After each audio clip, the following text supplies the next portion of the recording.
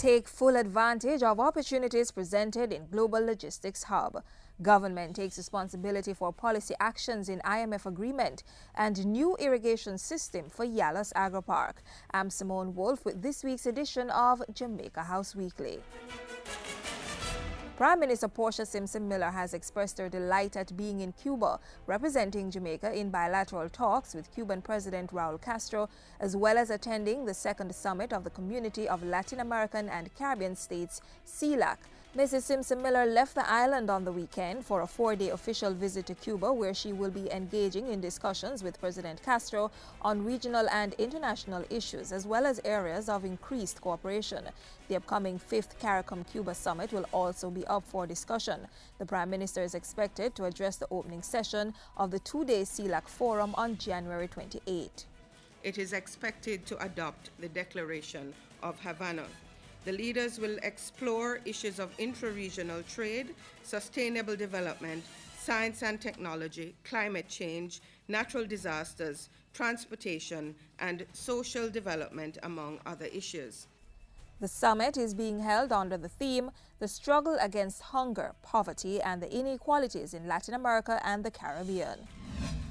On the heels of a recent cabinet retreat to finalize capital spending and decide on strategic priorities for the upcoming fiscal year, Prime Minister Portia Simpson Miller gave an update on the Jamaica Logistics Hub initiative.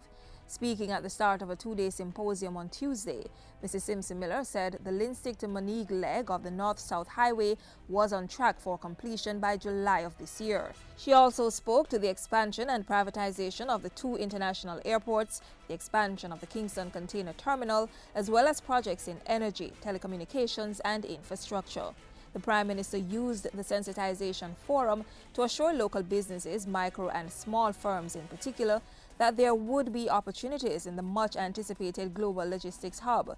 She was, however, quick to point out that the benefits to be derived would depend on each company's ability to provide world-class goods and services on a consistent basis. As such, Mrs. Simpson Miller encouraged greater skills training in areas related to the emerging sector to ensure more Jamaicans can access the jobs it will create.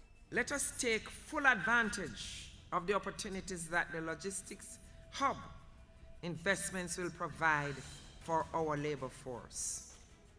Relevant skills training must become our focus.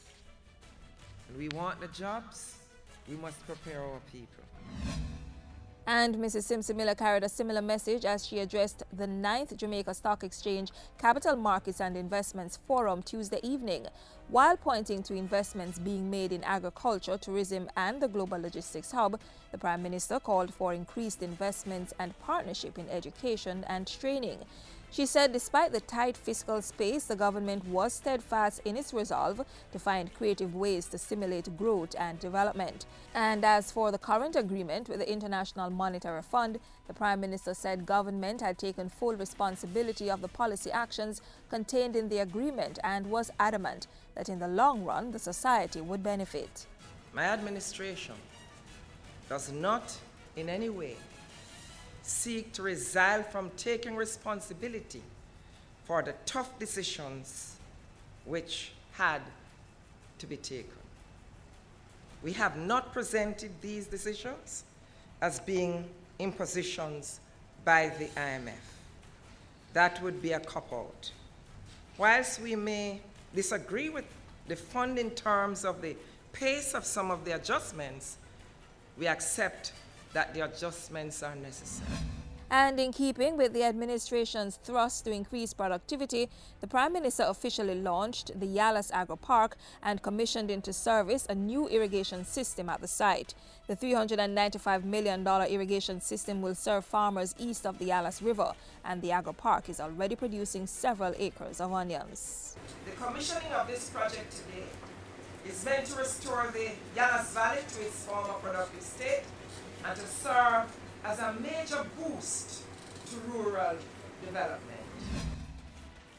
The Minister with responsibility for sport, Natalie Nita Headley, last week congratulated the Jamaica bobsled team on qualifying for the 2014 Winter Olympics to be held in Sochi, Russia next month. Mrs. Nita Headley reminded the bobsled team that the Sport Development Foundation was again prepared to offer assistance once an application was received from the Jamaica Bobsleigh Federation.